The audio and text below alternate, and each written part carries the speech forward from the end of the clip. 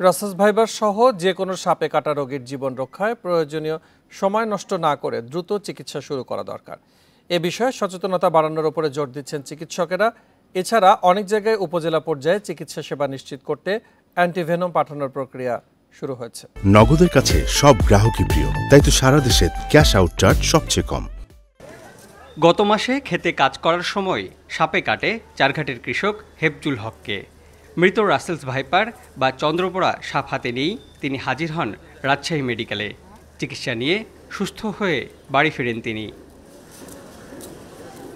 সাপে কাটা রোগীর জীবন বাঁচাতে সঠিক সময়ে চিকিৎসা শুরুর ওপর জোর দিচ্ছেন চিকিৎসকেরা।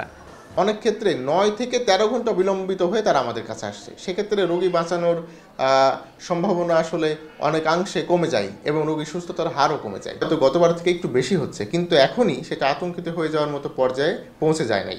উপজেলা পর্যায়েও সাপে কাটার চিকিৎসা নিশ্চিত করা হচ্ছে বলে জানিয়েছেন সিভিল সার্জন।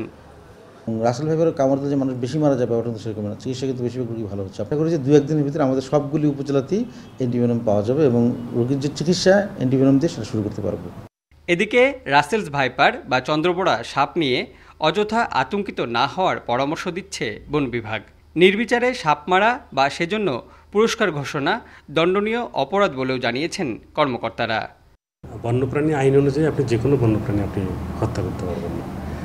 এখন যেহেতু এটার একটা লাইফ থ্রেটিং ইস্যু এখানে আছে, এখন সবচেয়ে বড়টা হলো যে আমাদের একটু সচেতন হওয়া। যে বিষয়টা আসছে আমার মনে হয় এটা যতটা না বাস্তবতা তার চেয়ে বেশি হলে রিউমার।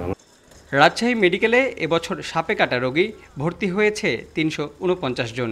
এর মধ্যে মাত্র ৫৯ জনকে কেটেছে বিষধর সাপ। Mostafiz Goni, independent news, Rajshahi.